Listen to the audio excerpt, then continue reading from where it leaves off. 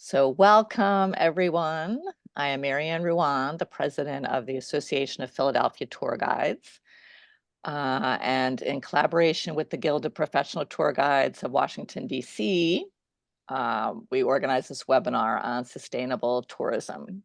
So today we have Dr. KC, Associate Professor of the Department of Hospitality and Tourism Management at the University of North Texas, as well as Vance Lehmkuhl, who is a former eco-journalist and current tour director for the American Vegan Center in Philadelphia. So I'm going to turn this over now to Jim Carr, the president of the Guild of Professional Tour Guides at Washington, D.C., who will introduce our first speaker and give a little background on this initiative here. Thank you. Thank you, Marianne. So for about the first 30 minutes or so, Dr. Casey will talk about green or sustainable tourism, and then we'll do a Q&A, and then we'll turn it back to Marianne, who will introduce our second speaker, Vance Lehmkuhl, who's with the American Vegan Center, which is located in the historic section of Philadelphia. So International Tourist Guide Day is observed every year on February 21st by the World Federation of Tourist Guide Associations. And as it turns out, their theme this year is green tourism, which is important to me because I had worked at the Environmental Protection Agency for a long time. And in fact, I co-presented a session with Dr. Casey in San Antonio last year at the National Federation of Tourist Guide Associations. And when we get to the Q&A, I see that Mary Donato is participating. And Mary Carr, at some point when we get to Q&A, if you want to say a little something about the World Fed or International Tourist Guide Day, please feel free to do so. So let me introduce Dr. KC. And I think he has one of the coolest jobs ever. If I was starting my professional career now, I could very easily be interested in becoming a professor of tourism. I just find it fascinating. So Dr. Birendra KC, he's an associate professor in the Department of Hospitality, Event, and Tourism Management at the University of North Texas. He received his MS in forestry from the University of Kentucky and his PhD in Parks, Recreation, and Tourism Management from North Carolina State University. Dr. Casey's research focus is on nature-based tourism, policy and planning, and sustainable tourism, community-based tourism, and UNESCO World Heritage Sites, and tourism entrepreneurship. I love that term. Dr. Casey's scholarly work appears in top-tier journals in the field of hospitality and tourism, as well as in interdisciplinary journals. His work has been presented at regionally, nationally, and internationally recognized conferences. Dr. Casey teaches Introduction to Sustainable Tourism and Foundations of International and Travel and Tourism at the undergraduate level. At the graduate level, he teaches International Sustainable Tourism and Policy and Planning in Sustainable Tourism. In 2020, Dr. Casey was nominated for an Outstanding Online Teacher and Course Award. And in 2019, he was also nominated for the Advisor of the Year Award at North Texas University. So, ladies and gentlemen, I give you Professor KC. Thank you for a great intro, Jim. Thank you so much. Let me share my slides, and then I can start.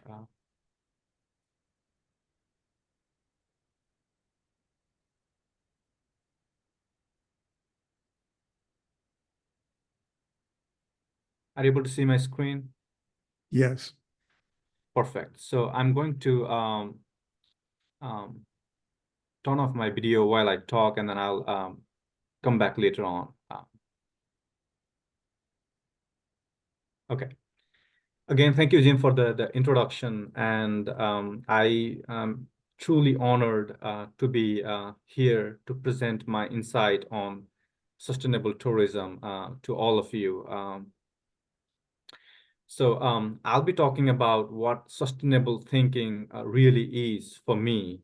So like Jim said, I'm Dr. Birendra KC. I'm an associate professor of sustainable tourism in the Department of Hospitality, Event and Tourism Management at the University of North Texas. So I have a picture on my the cover page. It's from Vietnam, Da Nang, Vietnam. That's the Golden Bridge. And I had the best tour guide when I was in Vietnam. So I had a really good experience back in 2019. It was just before COVID. So that's Bana Hills Golden Bridge. That's considered one of the most visited tourism attractions in Da Nang. And I was told that they usually have close to 5 to 6 million visitors every year for the city of Da Nang. So yeah, just wanted to share my experience with Vietnam trip. So before I go into discussing what sustainable tourism is and how that's defined, I wanted to discuss a little bit about my teaching and research interest. As you can see from the pictures, I'm pretty engaged in interacting with the community and residents to understand their perception about tourism and their involvement in different environmental conservation activities and the sociocultural aspects and things like that. So most of the research that I do, it's mostly focused on trying to understand the community sentiments and the residents' attitude towards the tourism industry and the environment. And when it comes to teaching, I also engage my students in different type of field trips related to sustainability. One of the pictures that I have on the left top right, that's the visit from hydroponics garden. It's at UNT, the hydroponics garden. I think it's becoming very, very popular concept because it minimizes the water usage in producing vegetables. So it's a very sustainable form of growing vegetables. I also take my students to different hotels if they have any sustainability initiatives, for instance, solar energy or urban gardening and things like that. So I do a lot of the field trips, and as part of my research, I travel quite a bit. So and talking about my research, I have done my research in Asia. I have done my research in Africa. So some of the pictures that you see is from Namibia, Kenya, or South Africa. So I have done research in North America, including the United States and Mexico. So some of the research that I did in Africa, it has to do with the wildlife conservation and how the communities could be really engaged in tourism industry and really be really benefit from the tourism industry to improve the quality of life for the residents. And as a result, that could also result in wildlife conservation. I did some research in North Carolina. It has to do with wildlife tourism. So I was looking at how the tour guides who take people for fishing and hunting trips could really create a network of similar businesses to improve the decision making and be successful in the business. I have traveled to different counties of North Carolina to interact with tourism micro entrepreneurs. I have done some research in Nepal related to homestay. The picture that you see on the top right, it's the tree house. So and the amount of money that you pay to stay at this tree house per night is less than $5. And you must be wondering how cheap is that, right? So yeah, so when you travel to all these rural destinations in developing countries, I think you experience the best of nature and best of all the sociocultural aspects. So the homestay concept is very, very popular in developing countries. It's similar to the concept of Airbnb, where the tourists, they stay with the locals, they participate in cooking, eating local cuisine, and enjoying the surrounding natures and so on. I did write one paper about the over-tourism in Mount Everest. That's the tallest mountain in the world. I'm not sure you know, if you know that 8 out of 10 tallest mountains, they are in Nepal. So the mountaineering tourism is very, very popular. So when I was writing a piece about over-tourism in Mount Everest, I was looking at some of the statistics. So the statistics from 2018 or 2019, I was looking at, there were more than 500 people trying to climb Mount Everest just in the month of May, because it happens to be the popular month, and because of the favorable weather, they try to climb the mountains just in the month of May, even though the month of October, November is also equally popular. So, and climbing Mount Everest, it was not an easy task, right? It should not be.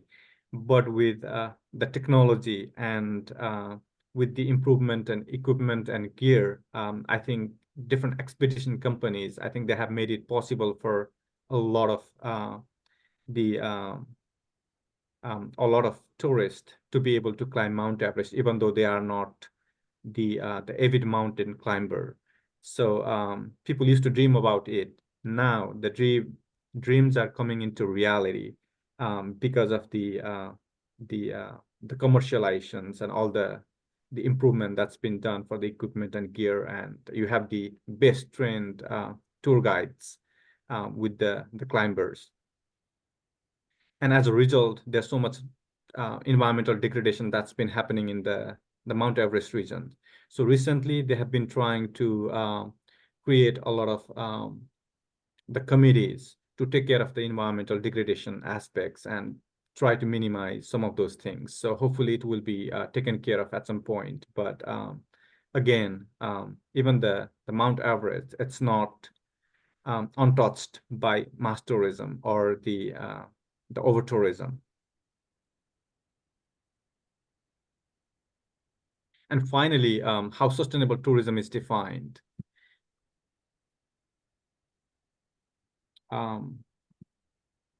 So sustainable tourism can be defined as tourism that takes full account of its current and future economic, social, and environmental impacts, addressing the needs of visitors, the industry, the environment, and host communities.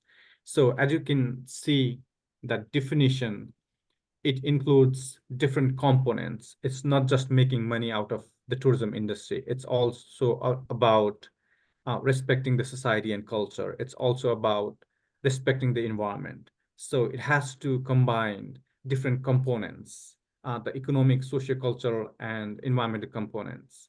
And to be able to consider all those components, integrated components, you have to have different stakeholders to come together to make that possible and promote sustainability. And obviously the tourism industry is the major one, but then you also have different non-governmental organizations or host communities, the government who play a significant role in decision making. So all the stakeholders, they have to come together to promote sustainability. So I did this study back in 2018, 2019 about homestay. Like I said, it's similar to Airbnb, but Airbnb is much more commercialized. but the homestay, I think the tourists, they get to experience the authentic way of living life and to be in nature, participate in different ecotourism related activities and so on. So there's a lot more engagement between the host communities and the tourist. So what I was seeing from that study is that when you try to overemphasize one component of these pillars, you tend to destroy the tourism, the outcomes, or you tend to violate the positive outcomes from the tourism. If they try to make more money and not think about environment and sociocultural aspect, then it's not going to be sustainable. And similarly, if they try to focus on environment more and then not emphasize on the development aspect or the tourism aspect, that's not helping the community and their quality of life or the livelihood improvement either. So every single component, they have to go hand in hand to make sustainable tourism possible.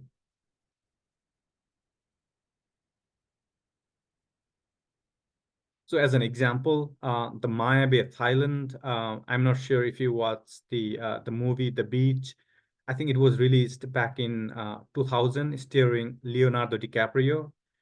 Right after the movie was released, the Maya Bay of Thailand, it became so popular that it came into the news that it's an over touristic destinations.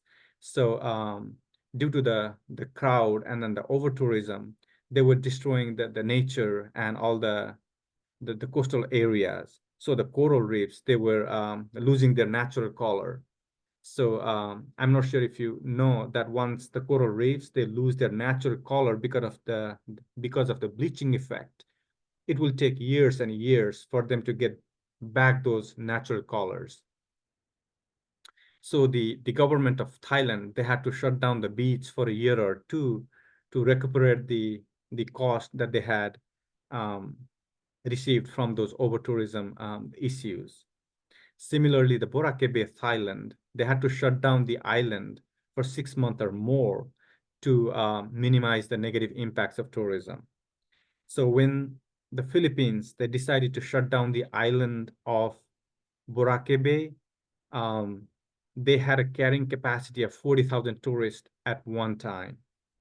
And when they reopened it, the carrying capacity was cut down to half.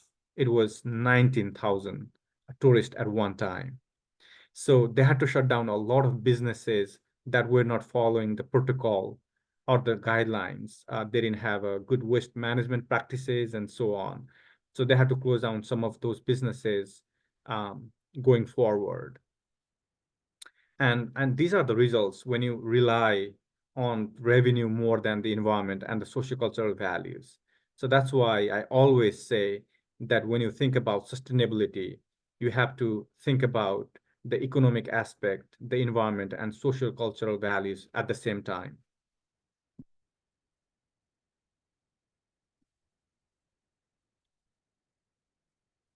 And sometimes these movies, we think they do a great job in terms of marketing, but they do over marketing sometimes. So the Lord of the Rings, similarly, the Game of Thrones, it made certain destinations so popular that people were interested to travel to these destinations. And again, they were suffering from over tourism. See, the Northern Ireland or Dubrovnik, Croatia, or the Iceland, they all had suffered from over tourism. So a lot of destinations like that, they had to come up with certain sustainable planning to minimize the impact or minimize the effect of over tourism.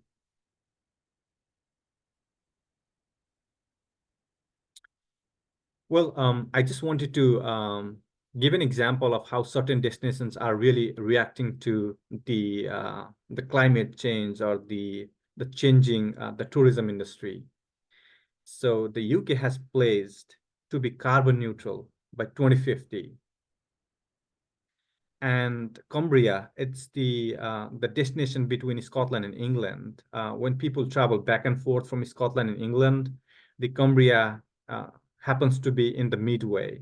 So it's the perfect place for visitors to just stop by and enjoy the nature. So they have a national park, which is also a UNESCO World Heritage Site. So now that the UK has pledged to be carbon neutral by 2050, the Cumbria decided to have a carbon neutral plan.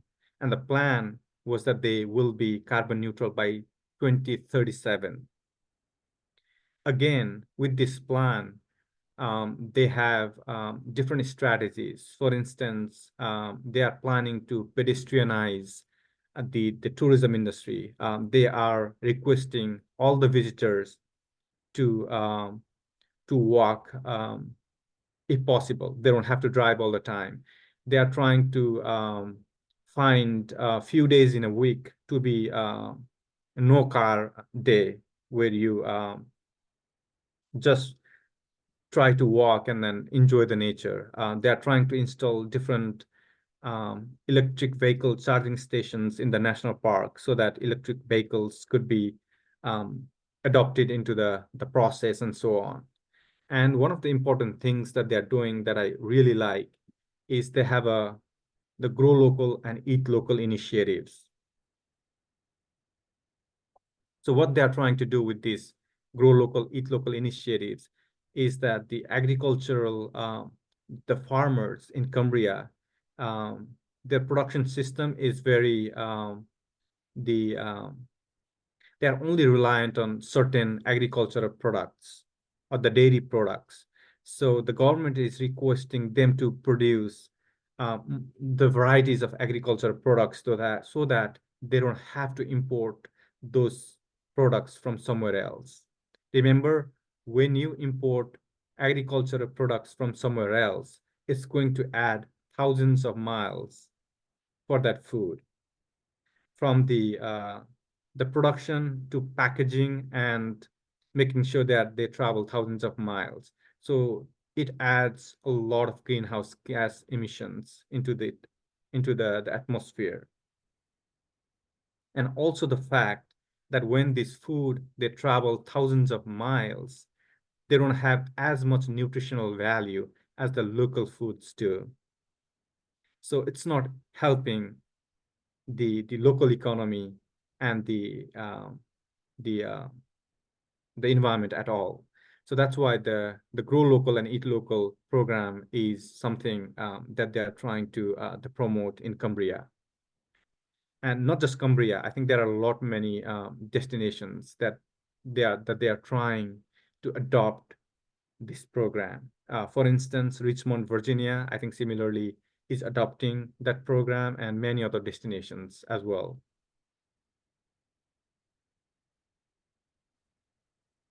So one of the things that they're trying to do is decarbonize the restaurant menu in Cumbria. So I did not find the actual menu from Cumbria, but I got this one from Canada. It's called High Level Diner. So as you can see from the menu, you can see the different food items, but also for every items, you can see how much carbon dioxide is emitted while preparing that food.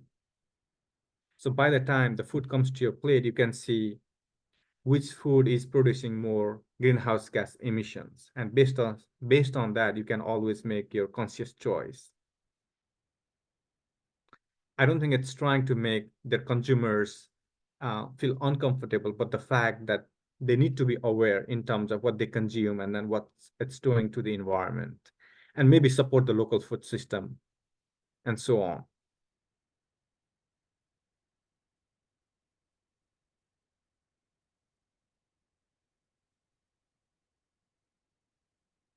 So now you must be wondering, what's the difference between the sustainable tourism and the ecotourism or agritourism? So the sustainable tourism is applicable to different types of tourism. It could be applicable to tourism in New York, in San Francisco, in Las Vegas, Orlando, Florida. So it's applicable to all kinds of destinations. It's all about minimizing the negative impact and maximizing the positive impact. But if you look at the ecotourism or agritourism, these are the sustainable forms of tourism, being in nature or being in agricultural settings.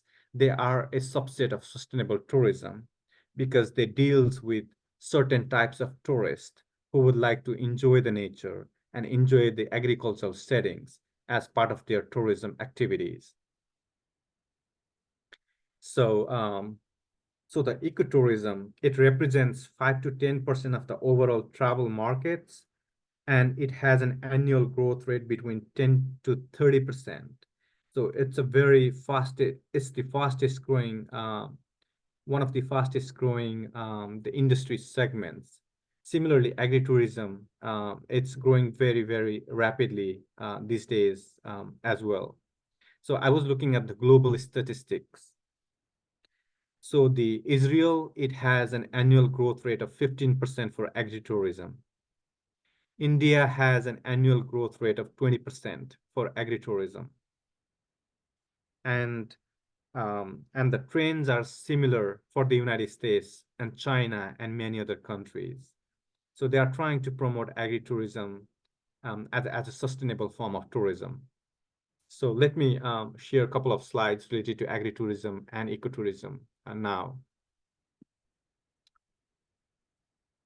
So every time you try to look at different ecotourism destinations, they will give you it will give you a different results. But then you will see a lot of the tourism destinations from Malaysia, the Australia, the Great Barrier Reef, Monteverde Cloud Forest from Costa Rica, Palau. It is one of the Palau is one of those islands that banned sunscreen for the first time. So I think they're trying to charge. I think their fines are very, very high, and they're trying to replace the conventional the sunscreen with the environment friendly the sunscreen. So I think it's considered one of those islands to implement sunscreen ban. Similarly, Bhutan, Alaska, the Brazil and Morocco, they are well known for the ecotourism destinations also. Similarly, the Galapagos Island, Ecuador, Yosemite National Park, USA, Serengeti National Park, Tanzania, they are great destinations for ecotourism. So you must think that these ecotourism destinations are the sustainable destinations, but that's not entirely correct. So the Yellowstone National Park, it's one of those first national park in the world. So when I was looking at the statistics from 2021, it was during just right after the COVID. I was looking at the statistics, and the month of September 2021, they had the highest recorded visitors in the history.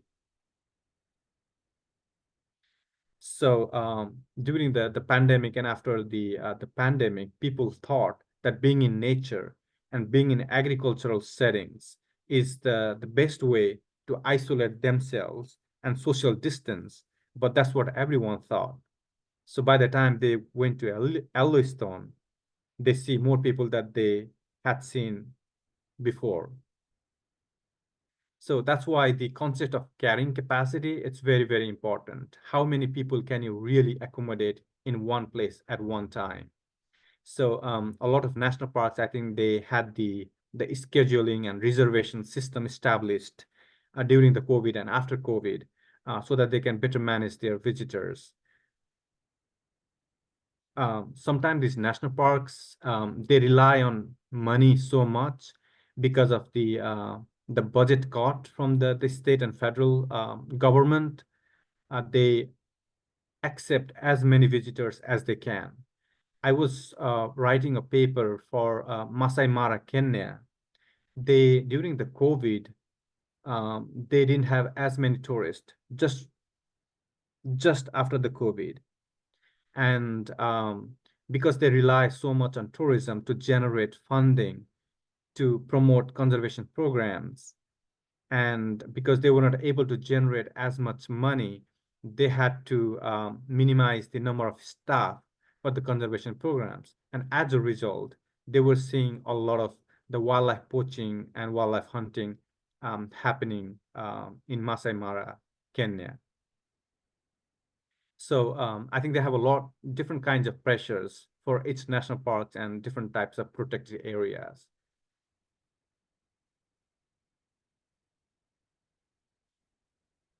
Similarly, agritourism, you can see there's a range of activities that you can do from strawberry picking to pumpkin patch, hair rides, different type of events that they do, from wedding to baby shower to wedding shower and whatnot.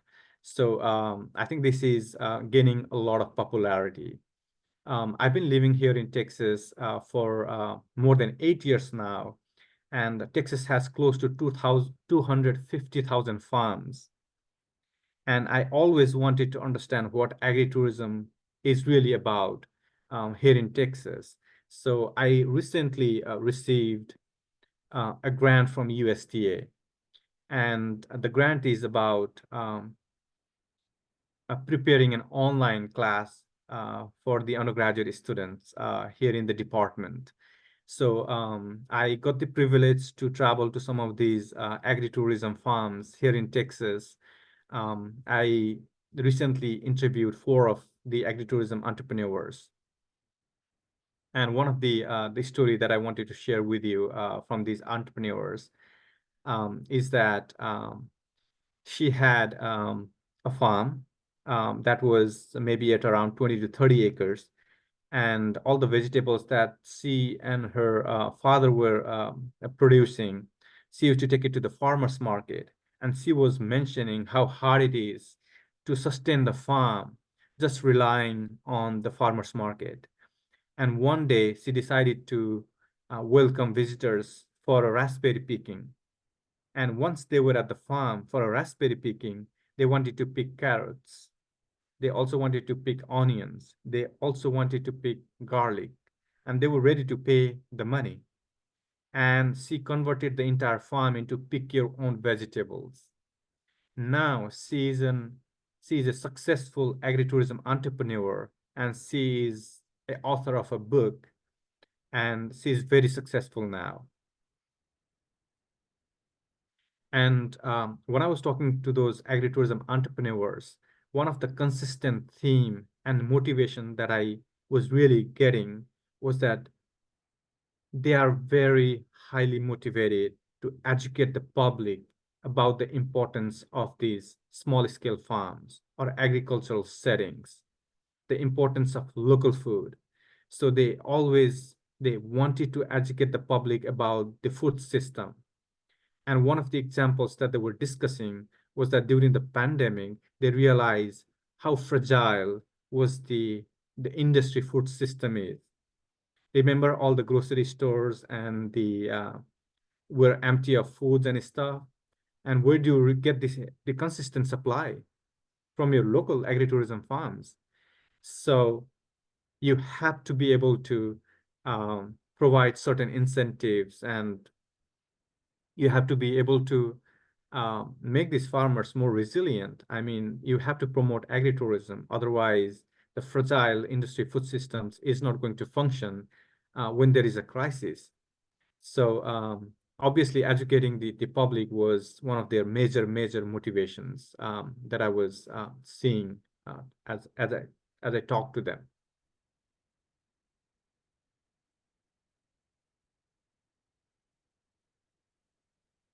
And again, I wanted to highlight that when you look at 3 different pillars for sustainable tourism, obviously, if you make any money or if you do not make money, or there is, you can also clearly see if the environment is destroyed or it's conserved. I think they're very visible components, as opposed to the sociocultural aspect. sociocultural aspects such as language and lifestyles and different cuisine styles. I mean, if they gradually change at some point, they will change in a way that it's very hard to reverse it back to its authentic nature. I'm not sure if you are a big fan of Thai food. So there's been in the news that the Thai foods, they're trying to toning down the spice level to fit the customer's preference. So what's that doing to the Thai cuisine is that they're losing its authentic nature because they are toning down the Thai spice level, but also the taste are changes. The taste are adopted in a way that they think the customers would like it more. So that's why the UNESCO, they listed the 25 different foods in the culture in the list of intangible cultural heritage of humanity, because they think all these cultural aspects, culture and cuisine around the world, they have such a significant value and they are worth preserving. And some of these are the food culture. It's the truffle hunting in Italy to traditional dish from Senegal.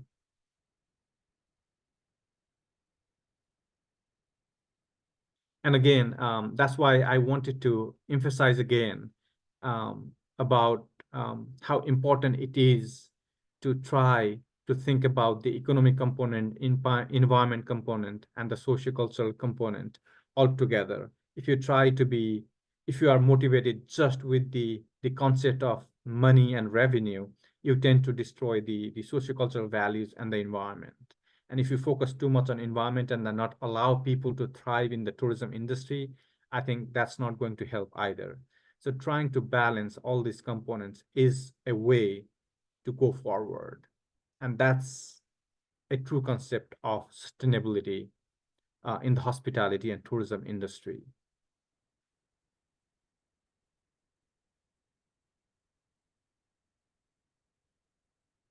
Well, that's what I really wanted to talk about today. I'm not sure if you have any questions about what I had just discussed. I hope it was clear to you in terms of what I had just explained. So if you have any confusion or concerns or questions, just let me know, and then I'm very happy to answer to your question. And again, thank you very much for the opportunity for this talk today. Any questions of Professor Casey? Any questions? Yes, I just have this one small question. Sure, yeah. Okay, I'm originally from the Garden State, New Jersey. When I was a kid, we used to have strawberry fights when we was kids out in the farms and everything. My question is a reference to the agricultural piece, which you just went over. It was very interesting. All over the world, I know it's different here in the States. Do they encounter an GMO situation in those countries, or it's just here in the States? Did you say DMO? Yeah, yes, I'm genetically modified produce or anything of their agriculture, like fruits and vegetables, because here in the States, I know like in our markets, it's labeled, okay, but this is GMO free or genetically modified. The reason why I'm asking that, because I know that you mentioned this whole thing's about sustainability.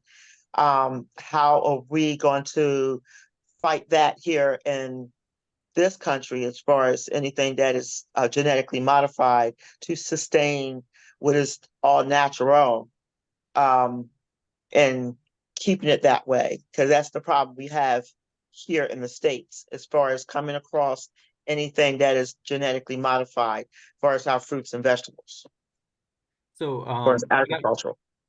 So thank you for the question, and that's very interesting, because when I was talking to these agritourism entrepreneurs that deals with the strawberry farm, They were talking about how genetically modified strawberries that they get at the grocery store have the long shelf life, and they taste much, much better. And then they were talking about how their strawberries taste much different, and they don't have as much shelf life as the grocery store does. So my understanding is that they're trying to minimize that to provide the most organic form of food that they can possibly provide. So yeah, that was not a major part of the discussion, but again, that was something that I came across when I was interviewing them, that the GMOs is more like the issue with the industrial the food system rather than being an issue with the agritourism entrepreneurs. Is that what you were trying to get into? Yeah, yes. Yes, it's just that just based on with the agricultural piece, is that teaching others how to sustain the crops and everything, and they have to learn. It's like learning all over again, rather than relying on the shelf food as far as anything that have any kind of preservatives and any kind of herbicides, pesticides, and so on and so forth. So that's the point I was just trying to get to, as far as the tourism piece and how it is in different places all over the world. That's right. Even for the pesticides and different type of chemicals, because they have to think about the visitor safety. I don't think they would allow themselves to use those chemicals and fertilizers when they are accepting visitors on a daily basis. So even if they do, I think probably it's in the early phase of the plantations rather than using them later in the stage, because the safety and security concerns is one of those biggest things that they have to deal with as agritourism entrepreneurs also. Okay. All right, that's all. Thank you. Any other questions? I do want to mention, of course, food tourism is really becoming popular in cities where people will just go to a number of restaurants or places and sample different types of cuisine. That's right. So I think there are a lot of people who travel just to try different type of foods across the globe. Every time people try to organize an event in certain destinations, they make sure that all these conference attendants and events attendees have the choice of trying different foods and things like that. So obviously food is a major driving force. Whatever we do at the end of the day, we have to find good food to enjoy the experience, and it's always about the visitor experience. Okay. Did you have a question or comment, Mary Carr? Yes, thank you very much, Dr. Casey. I really enjoyed your presentation, and above all, I enjoyed your story when you opened the presentation about your guide in Da Nang.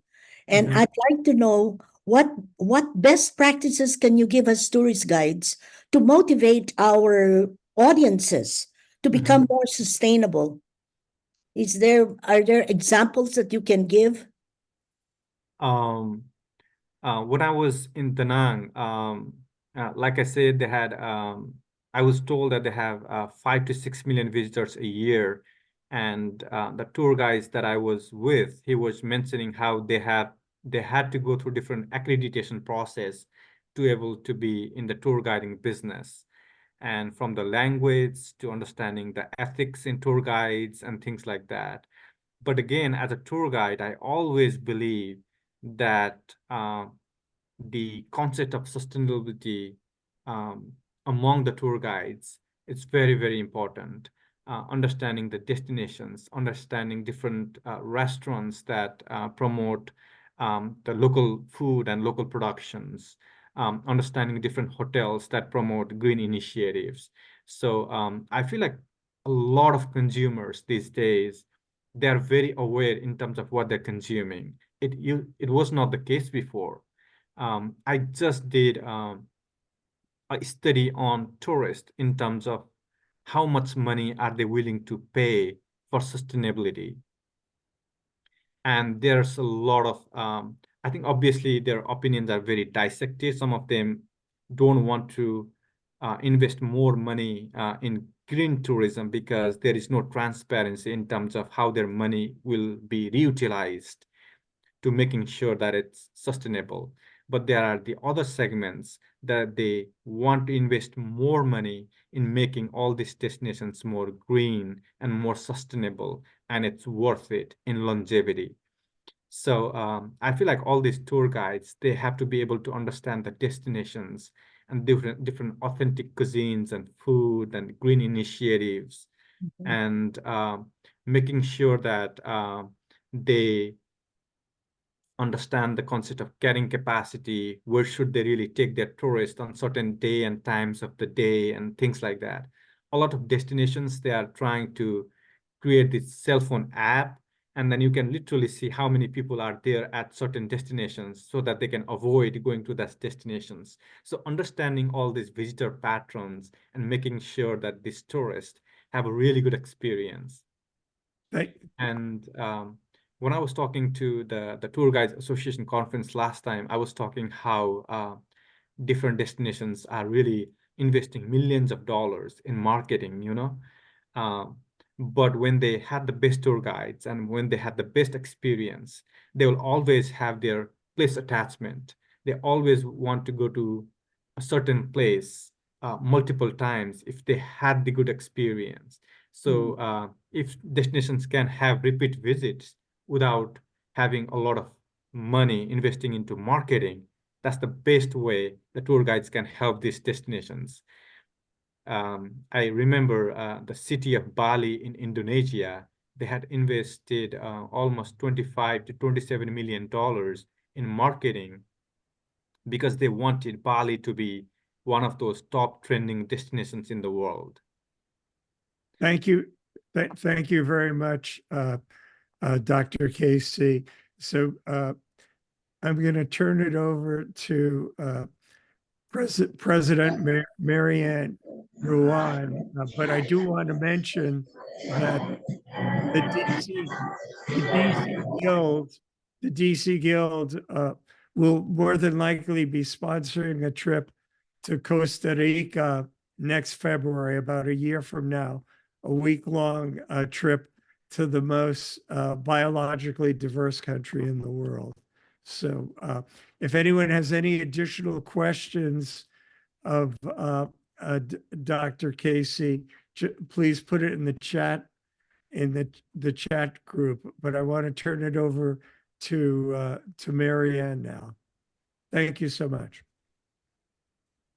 Thank you, Jim, and thank you, Dr. Casey. That was a great presentation. I learned a lot that I was not aware of. So next we have Vance Lehmkuhl. He is the director of the American Vegan Center, a first of its kind cultural and educational hub in Old City, Philadelphia. That's the historic neighborhood, opened in 2021 by the American Vegan Society. Lehmkuhl runs the center's Veg History walking tours, acquainting tourists and Philly residents alike with the stories of pioneers who made Philly the birthplace of U.S. vegetarianism. Previously, he was known as the V for Veg columnist for the Daily News, in which capacity he created the Best Vegan Cheesesteak in Philly contest and the Vegan Philly Awards. And before that, as the long-running political cartoonist, How to Harry, for Philadelphia City Paper, for which he was awarded Best of Philly by Philadelphia Magazine. So now I will turn it over to Vance. Hello. I have some of those facts in my chart. I wasn't aware I was getting the whole full bio, but let me try to get my screen sharing now and see if this will work. Get that up, and then did that. No, that just saved it. Bam. Okay. So thanks everybody for having me here, and thank you, Marianne. Thank the Association of Philadelphia Tour Guides, the Guild in DC, and the World Federation, everybody. I'm honored to be on the same forum as Professor KC. I do not have anything like those credentials, as you noted, I started my career as a cartoonist, so you will see some cartoons as I try to explain some of this, and kind of a cartoon ethos or aesthetic. But I'm going to be talking about sustainable tourism trends in Philadelphia, and specifically most tourism in Philadelphia. Philadelphia is known for its historic tourism and ways that that kind of thing may be made a little more sustainable. Some ideas that are exportable to other cities and other tour guides in other areas. Others of them are more specific to Philadelphia. So let's get into that now. I'm just going to mention, Marianne mentioned my career at the Daily News. I did run an eco blog, Earth to Philly, there for a few years. That was a group blog. We did do the first, have the first use of the word fracking that Philadelphia readers of the Inquirer and Daily News saw. And then later I did a vegan column called V for Veg. And so now I'm currently the director of the American Vegan Center, which is a project of the American Vegan Society, the original U.S. vegan nonprofit founded in 1960. And at the point that I've really stepped into that role is when I got more into the whole tourism area. And so some of the things that are happening now in Philadelphia with tourism are pretty exciting. One of the things that a lot of organizations are becoming more aware of and are starting to pay attention to is 2026. This is the semi-quincentennial of the birth of the United States. As you'll recall, if you're old enough, we had a bicentennial back in 1976. And a lot of that was centered around Philadelphia. Some people felt that Philadelphia didn't quite really hit a home run on that. So this is like 50 years later, we have a chance to really do it right. There's a Philadelphia 250 organization. This is one of the things that they highlighted as a sustainable initiative that they have already done.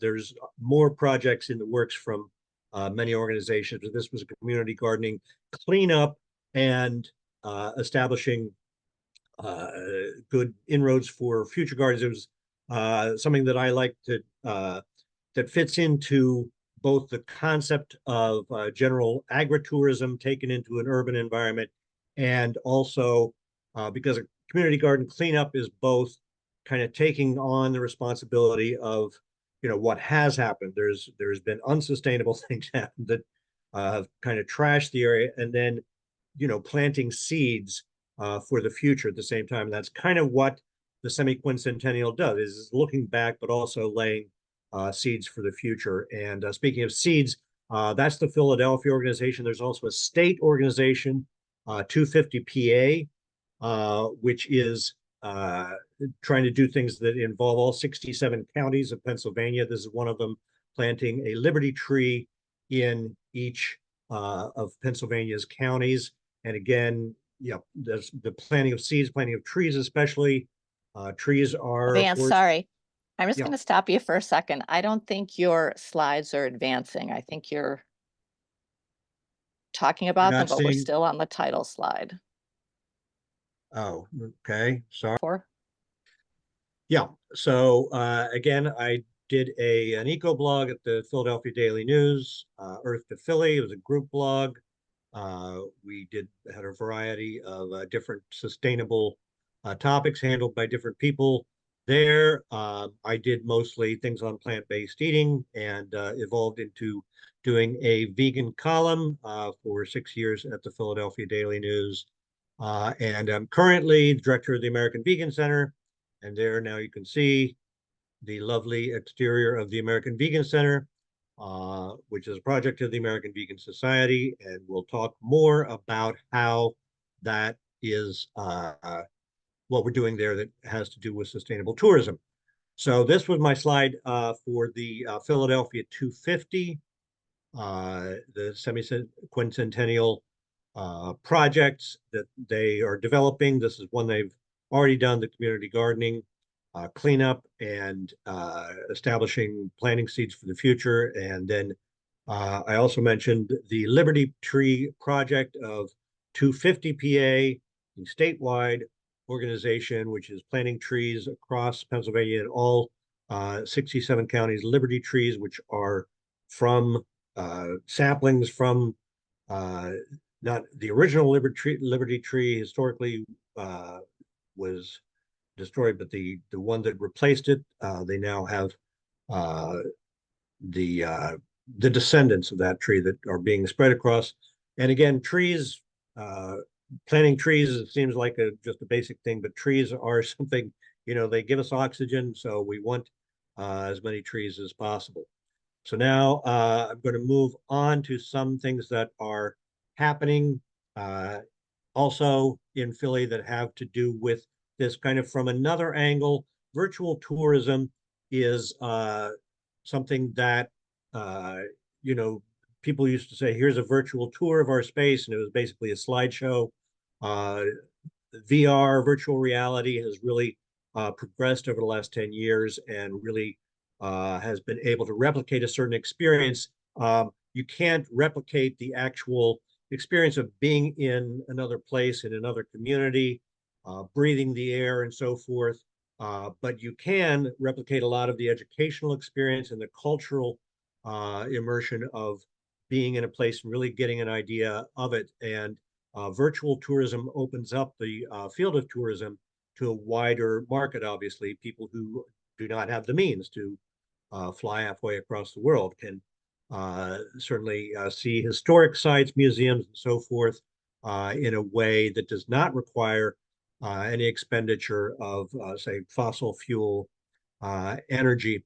In Philadelphia, we have more and more places that are really ramping up their immersibility of the kind of experiences they're offering to people to come and try things out. And of course, these can be things that you may sample different places and decide later whether you want to go there. But either way, virtual tourism, there's a bunch of different groups doing different things with it in Philadelphia. And Saito PHL is an organization in the Sierra Center right next to 30th Street Station, which is stepping up and trying to organize a bunch of different people to get plans for virtual tourism in 2026 and doing a virtual tourism summit this summer. So there should be more on that as we go forward.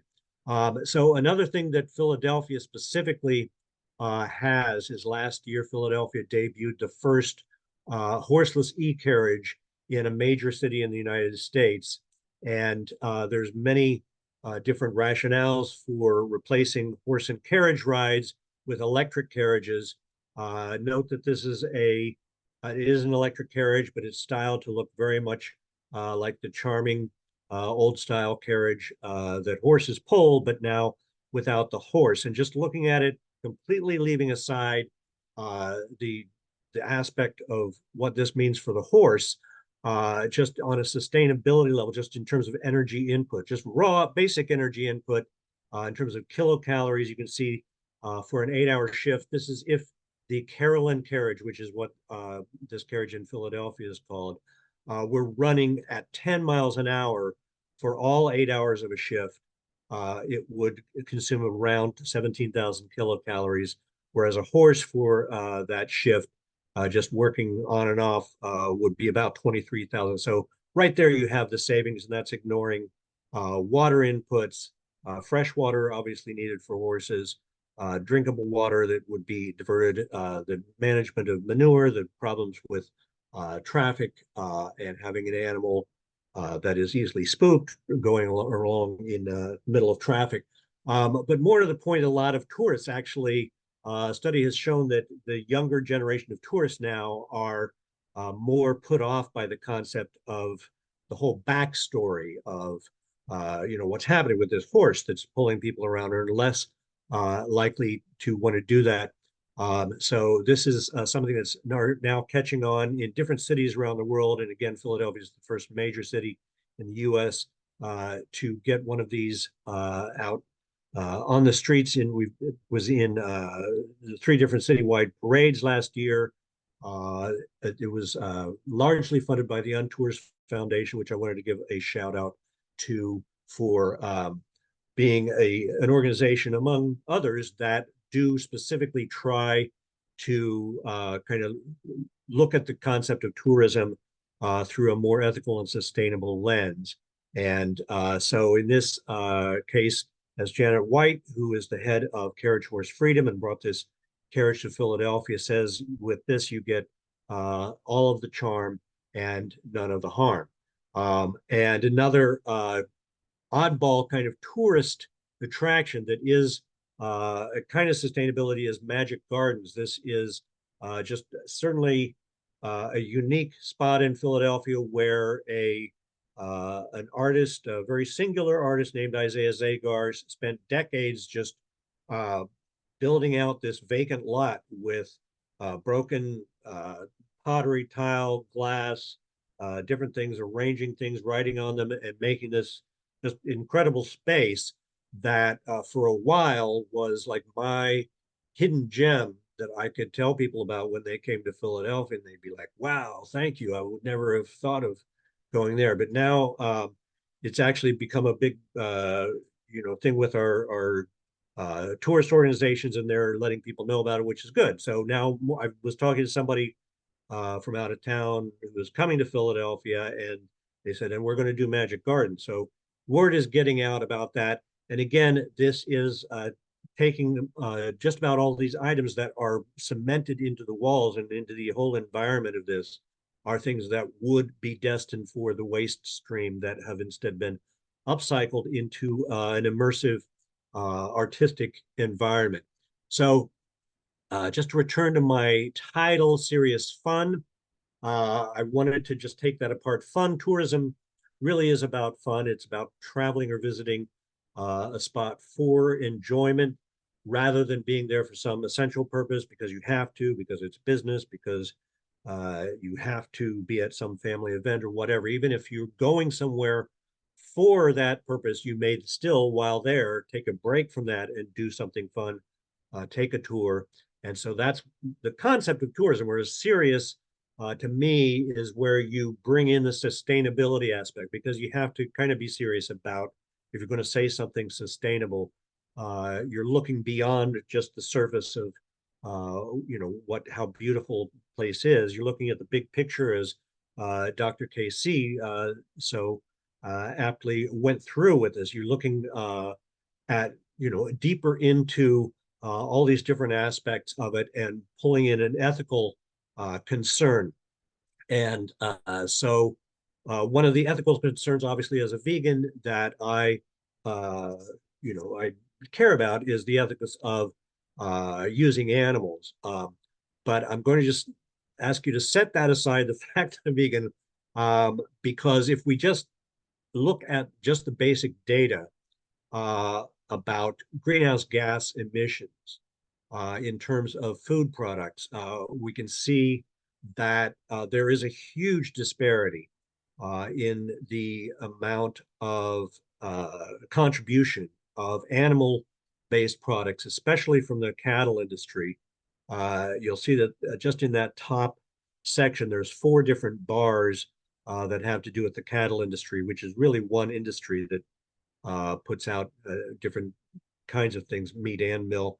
But that's there's a line in the middle there that kind of divides them. And as tour guides, I think that we do have the option and perhaps the imperative of helping people who go on tours to not just to acquaint them with foods that are exotic or foods that they haven't had, but specifically give an opportunity to try foods that are more sustainable, foods that are lower down on that chart, that have much less greenhouse gas consumption. And just want to drill down on the concept of the different contributors, the different elements of different food production that contribute. And as you'll see, they broke it up in this chart in color coding, and you'll see the brown is really the one that jumps out at you mostly through that, as well as the green, which green being the amount of land you're using, brown being the actual farm production process, including the growing of animals and the growing of crops to feed those animals. Whereas the red block, which is the fifth block along the top, you'll see that if you just look at these, you can barely find the red in these, and they even specify in this little note down near the bottom, factors such as transport distance, retail packaging, or specific farm methods are often small compared to the importance of food type. So it's always great to eat local, buy local. There's lots of benefits to that, especially in terms of freshness, in terms of those strawberries, trying to genetically modify strawberries to last longer is one solution, but a more organic solution is to simply buy strawberries that have just been picked, which you can only do if you're buying local with that.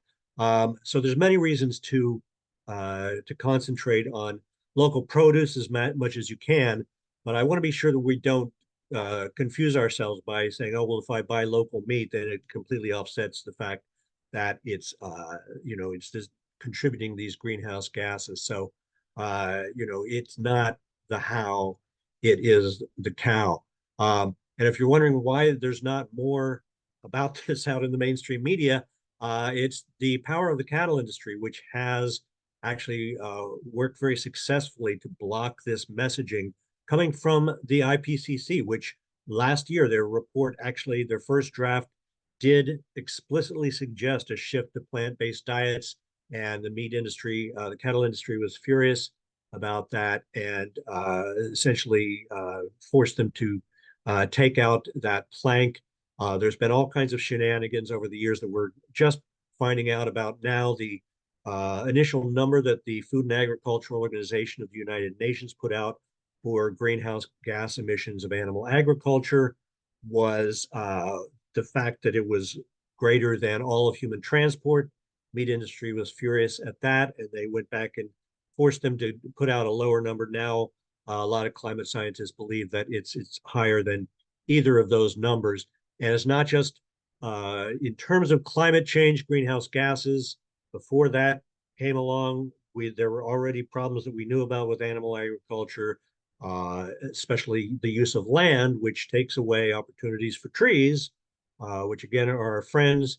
The consumption of fresh water, which there's a kind of a crisis now with the world starting to run out of drinkable water. And meanwhile, we're just kind of mainlining it by producing beef and cheese and so forth, and things that are not really necessary for human consumption. And I will just say that people say, well, there are areas of the world where people do rely on this.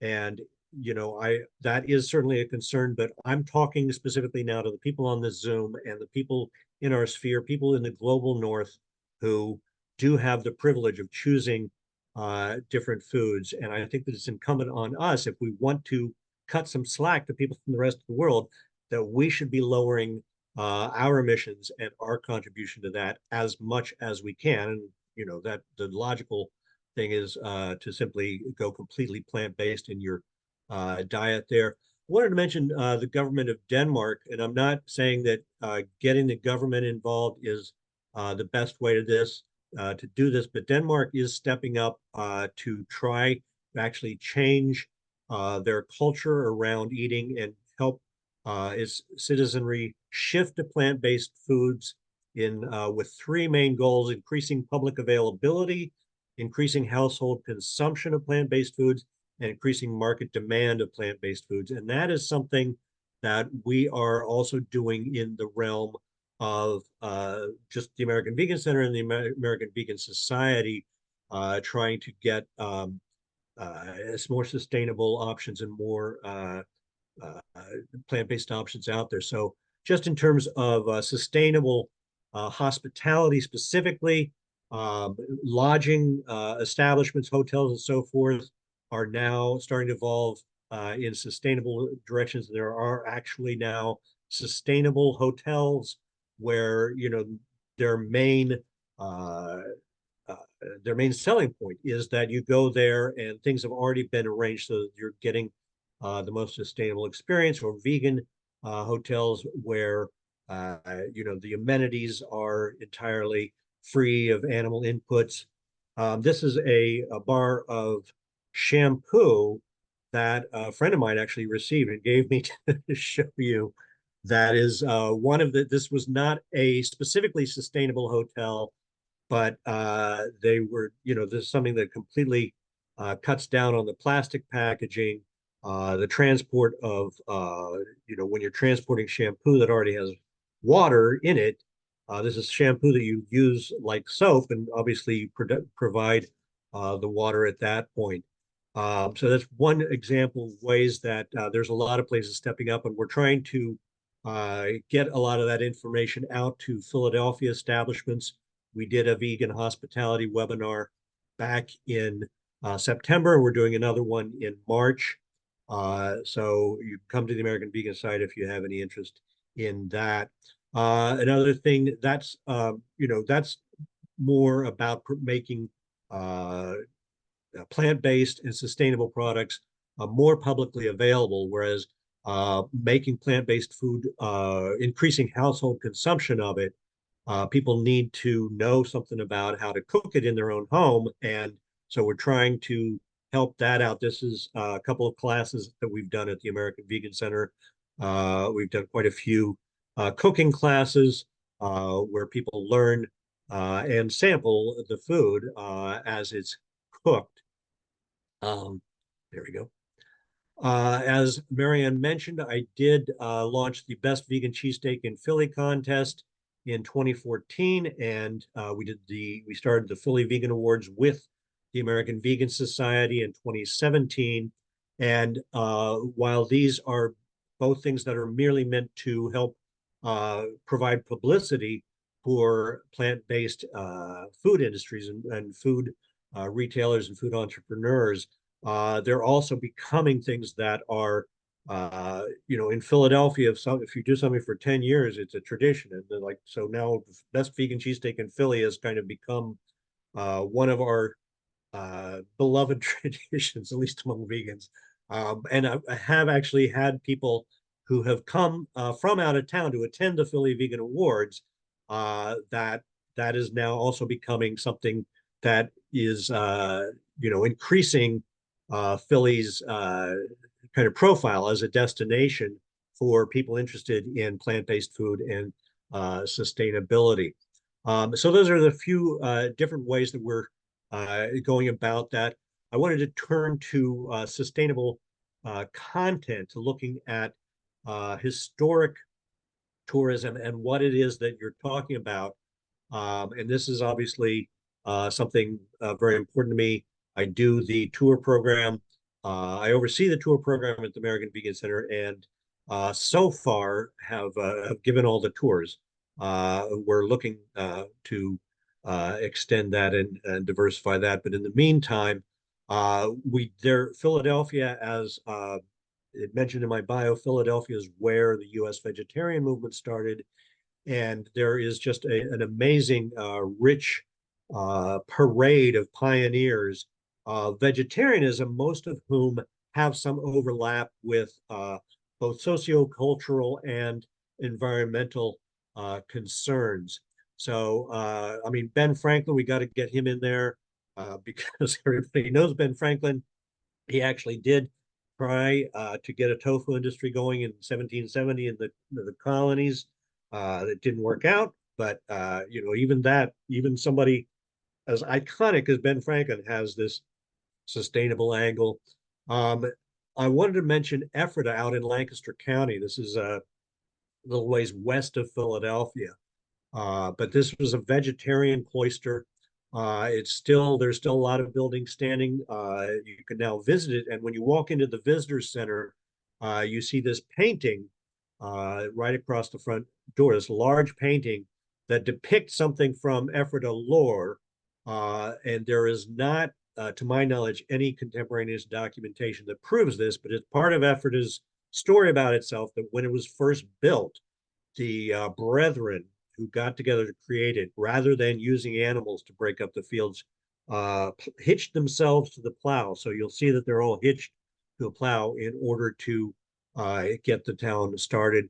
And Conrad Beissel in this cartoon was the head of the whole thing. He was the founder. He also took over the choir of Ephrata in the 1740s and instituted rules where all the singers had to eat completely plant-based, had to eat no animal products.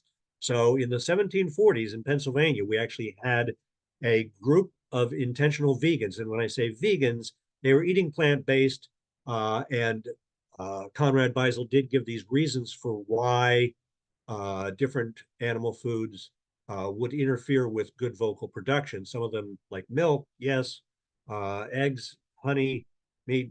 You know, some of his reasons may have been a little specious, but he introduces the whole list by saying, now we come to the foods which we, with great injustice, take from the animals. So he definitely had kind of a vegan overlay to that. Also, very nearly a vegan himself, Benjamin Lay, somebody who's now becoming more known, who was basically lost to history until his book, The Fearless Benjamin Lay, came out in 2017 by Marcus Rediker. And he was the first real abolitionist activist in North America, saying that slavery, it wasn't something where you could just make these rules and regulate it and say that they had to be nicer to the slaves or anything. It had to completely be abolished. And he wound up living the last 20 years of his life in a cave outside of Abington, PA. And so he's basically living off the grid and living in what we would recognize as a more sustainable lifestyle, growing his own food, vegetables, and fruits and vegetables, and also growing flax, which he spun himself and made his own clothes. And he wouldn't wear wool or leather. Obviously, wouldn't eat meat. He also wouldn't travel by horse and carriage. So, we have the e-carriage now, but even back in the 1730s, 1740s, Benjamin Lay was saying, I can walk. Why should the horses work for me? So he definitely had a great sustainable and ecological vision back in those times, some 300 years ago, basically. He had a great influence on Anthony Benezet, who wound up becoming the father of the entire transatlantic abolition movement. And there's a great article by Donald Brooks Kelly of Villanova about how Benezet's work fits into what he calls an 18th century Quaker ecology. Benezet, again, had this affinity for animals. He was also a great gardener. He saw things in a very holistic way about trying to respect the land and respect others, respect other humans, respect other animals. And he just did an amazing amount, which we don't have time to go into now. But moving along to the 19th century, wanted to mention Bronson Alcott, the father of Louisa May Alcott, who was radicalized in Philadelphia to become vegan and start a vegan commune where they not only ate vegan, they grew crops there, which they refused, again, to use animals to work the fields or even use animal manure to fertilize them. And so they were really breaking ground and blazing trails there for, there's an entire industry now called veganic agriculture. But I have to say at the time, they had great high ideals. They didn't have a lot of experience with agriculture. And for that reason and for other philosophical reasons, they started squabbling over what the whole meaning of Fruitlands was supposed to be. The experiment only lasted about 7 months and then closed down. And talking about walking, and walking is certainly a sustainable form of tourism. The more that you can have people progressing on their own, which is not doable everywhere. Certainly in urban tourism, it's a little more doable. And Peace Pilgrim is a great walking hero. She was the first woman to walk the entire Appalachian Trail unassisted, and then wound up doing the walking thing, walking all the way across America, just so that she could get press attention, so she could talk about peace and the need to get serious about peace. She officially renamed herself Peace Pilgrim, and had a shirt that looked like that that she wore walking. She walked across the country, and then after having a press conference, walked back across and kept walking through the end of her life. And she carried only a comb, a pen, and a map with her. And she did stop by Malaga, New Jersey to see Freya Dinshaw. I think this is the early 1970s. And again, Freya Dinshaw is now the president of the American Vegan Society. She won't like me saying this, but she's essentially the co-founder of the American Vegan Society. One more pioneer I wanted to be sure to highlight is Alphonse Austin, who opened Basic for Vegetarian in the Reading Terminal Market in 1981. And, Birendra was talking about the kind of ethnic cuisines where they have to kind of dumb it down for American and Western tourists because they don't like things as spicy. And in fact, in vegetarian history, Sylvester Graham and John Harvey Kellogg both had this very white kind of fear of spices. And so vegetarian food for a long time was intentionally bland and boring. It was supposed to be something you ate because you were being virtuous rather than because it tasted good. And in the 1980s, we started to see a real evolution with this. And Alphonse Austin and other people really started putting out food that was, it may not have been the healthiest, but it was still healthier than what it was replacing. She made her own seitan. She made seitan into corned beef, bologna, cheesesteaks. She also had the first vegan cheesesteak that I've found on a regular menu in Philadelphia. So basically, the concept is bringing in this content of these people who really did live inspiring lives, so that just in terms of learning about this, tourists take something away from that, and it can inspire them to be more sustainable in their own lives. But of course, the food aspect of having plant-based food on the tour is another great benefit. So having that content plus the plant-based food is something that we have done at the American Vegan Center and will be doing more of. This is a little picture from 2019 when we had a tour come in from out of town, and we did a walking tour with vegan food sampling at bookending the tour. And the same group, Veg Johnson Journeys, that brought that tour to town. I've just learned this week that they're coming back in 2025. In April of 2025, we're going to do this again, only bigger. And again, this is something that it's one little aspect. It's something that's happening in Philadelphia, but I'm hopeful that different tour guides may take some of these concepts to heart and may work on their own versions of them. So that's my presentation. I want to thank you for watching. I want to thank Marianne and the Association of Philadelphia Tour Guides for allowing me to be here, and thank everybody for their patience with the technological problems that generated from this computer. So we're back to the Birendra and Vance slide. And now I can probably stop sharing this. Anybody needs to be staring at our pictures there. All right, great. Thank you. Great. Well, thank you, Vance. That was awesome. We have a question here in the chat. Will the NFTGA convention in Philly next year include vegan cooking lessons and vegan tours? Yeah, so the NFTGA convention is, I'm blanking. What's NFTGA? That's the one, the National Federation of Tour Guide Associations. That's going to be in January Oh, right, yes. 2025. I just hadn't seen it Like you're on that committee, aren't you? initially. Yeah. So yeah, that's certainly there should be.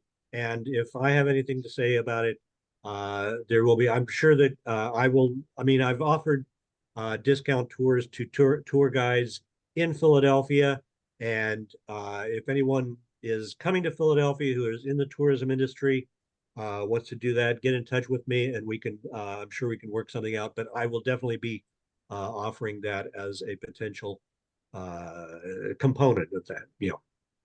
And please share with Judy that that was expressed at this seminar. Please what?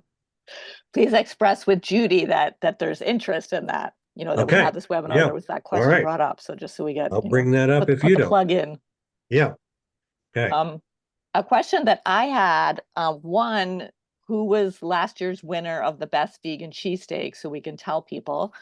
And also the picture you had with the big long table of all of you having your vegan dinner. One thing I've found when I've wanted to do a big vegan dinner is that most of the places, well, that we found in Philly are smaller. So where did you find a place that could host a big long table like that for a big group? Well, yeah, I mean that I was just putting tables together. That was at the Khyber Pass, which is a place that has a great vegan menu. At that time, Mark McKinney, who was the chef that created the vegan menu for the Khyber Pass, was still there, and he helped arrange that and kind of smooth the way for us to be able to do that. We're looking at working with them again this year, and hopefully we'll be able to do that. But yeah, this was not a huge tour. I think that was like 1, 2, 3, 4, 5, 6, 7, 8. I think it was about 15 people. It may have been 16. So yeah, once you get to a lot of people, then it does become a logistical issue to try to seat everybody. And it was a logistical issue there in that case, the Khyber went all out and provided us with a ton of great food that, you know, we had this concept. We were going to have small bites there, walk for 90 minutes, and then have another small bites session. And we did that, but the Khyber didn't provide as small of bites as we were expecting. So people loved the second session, but they said, I'm still kind of full from the first one. So there is, you know, food tourism has its own little logistics things that we're still working out. That was in 2019. I like to think that we've gotten a little better at it now. In terms of the best vegan cheesesteak in Philly, people told us you have to restrict this only to the city of Philadelphia. And instead we said, no, it's really because we say in Philly, but it means the whole Philadelphia area. So we did wind up with a champion, which the best vegan cheesesteak in Philly is not in Philly. It's in Havertown, according to citywide voting. And then the finalists being judged in a blind taste testing session. Boardwalk Vegan in Havertown won the latest best vegan cheesesteak in Philly contest, and they do have a good one. I went out and tried it myself, so I can confirm that. And then we had a question in the chat, are vegan cheesesteaks available at the Reading Terminal Market? Yeah, well, so Basic 4, which introduced vegan cheesesteaks, they closed in 2013.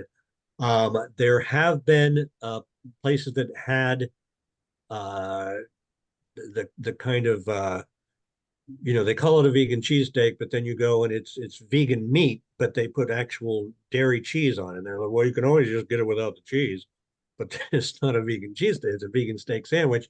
I do not know of a current vegan cheesesteak. There's now a vegan venue, Love, LUHV, in the Reading Terminal Market that does deli items. I do not think that they have a vegan cheesesteak, although I should say the last time I was there, they were in a very small space. They've just recently announced that they're moving into a larger space within the market, and they may have gotten that going, and they may have expanded their menu from there. So there, the answer is there may well be. I have to get back over there and confirm that. And then Jim says, amazing that Benjamin Franklin, given all of his other accomplishments, was an advocate of tofu. Yeah, he was, I mean, he, like I say in the tour, is just that he was relentlessly curious about everything and trying to keep track of, societal trends and note the next big thing that emerging. So tofu was not the next big thing for the United States or for the colonies. It did take another 200 years even before most white people in America had ever even heard the word tofu, thanks to the Book of Tofu by Aoki Ayaga and Bill Shurtleff.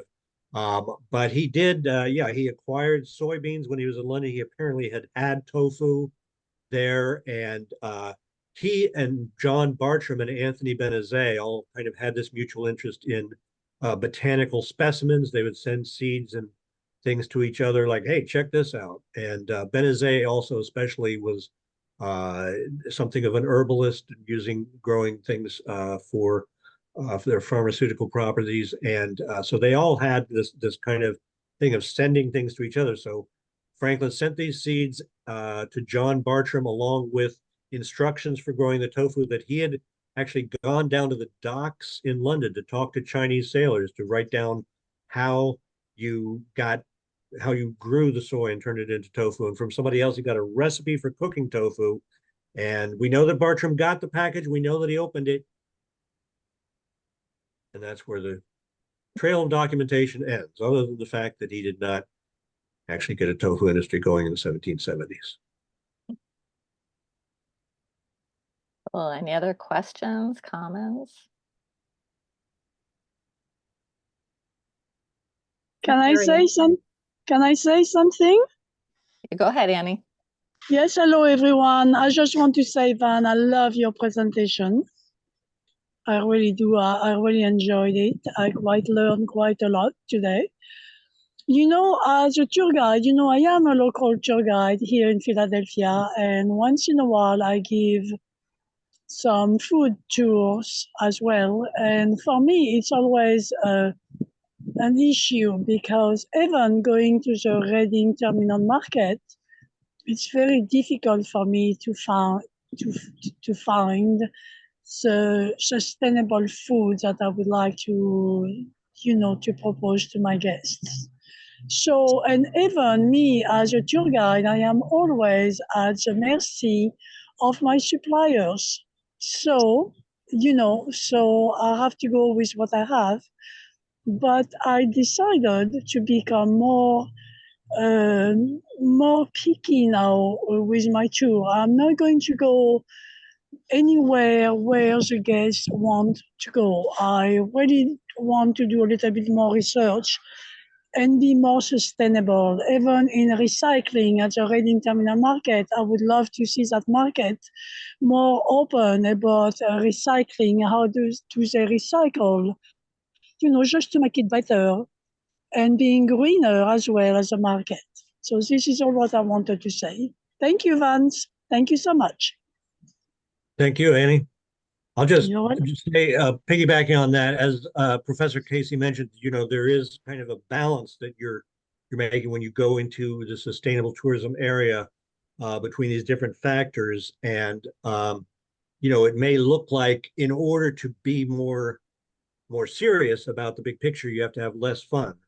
But what I'm trying to advocate for is finding alternative ways to have fun, where you can have as much fun, but have it fit into a sustainable profile. There are a lot of, there's a great number of vegan entrepreneurs in Philadelphia. One of the things that we do at the American Vegan Center is try to showcase some of those. We, sell refrigerated, prepackaged foods from vegan entrepreneurs, and we're working with more of them. And hopefully, one of the things that we would love to be able to do with tour guides is help connect them. So come on in and let's talk about how you may be in the process of diversifying your suppliers for food tours.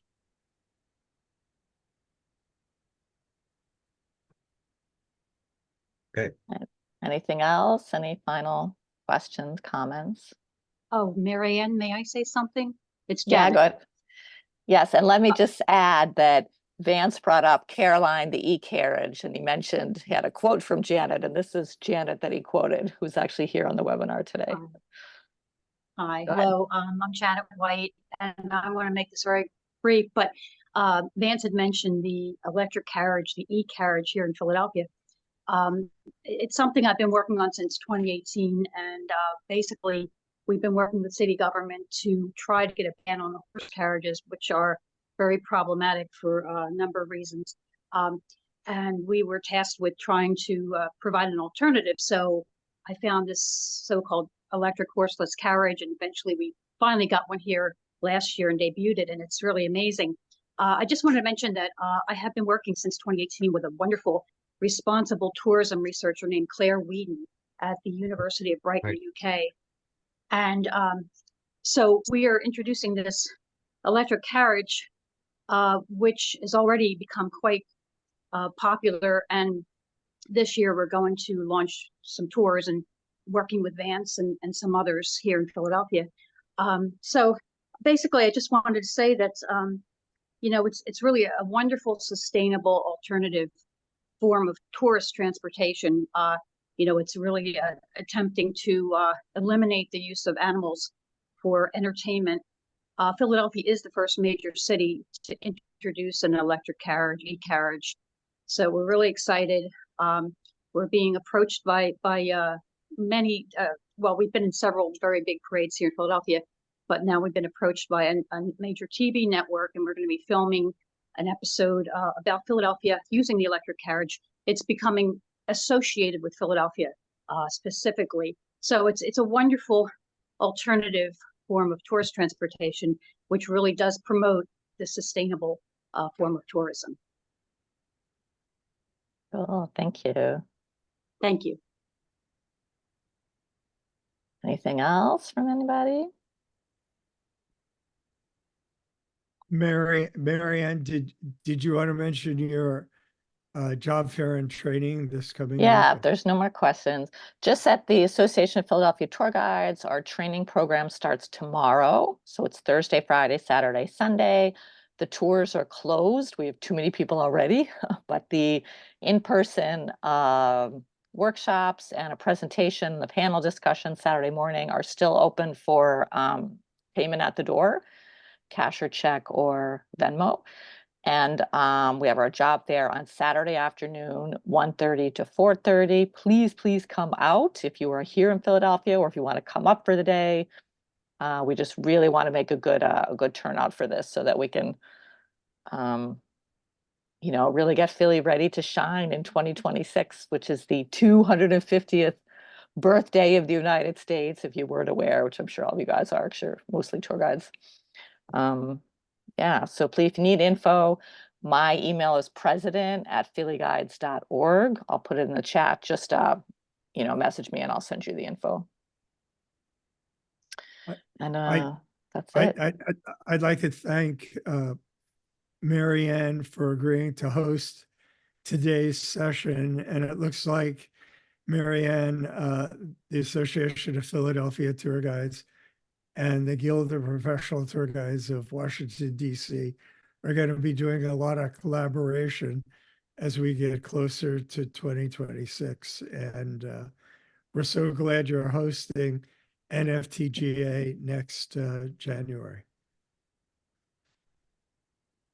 So having said that, I'd like to thank Vance and Birendra for two complimentary and I think excellent presentations on topics that tour guides don't necessarily think about as much as we should. So hopefully this session has made you a little bit more aware of some of the issues and you can convey some things to some of your tour groups as well. So thank you very much, Mary Ann. Yes, thank you, Jim. Thank you, Dr. Casey and Vance, and all of you for coming. All righty.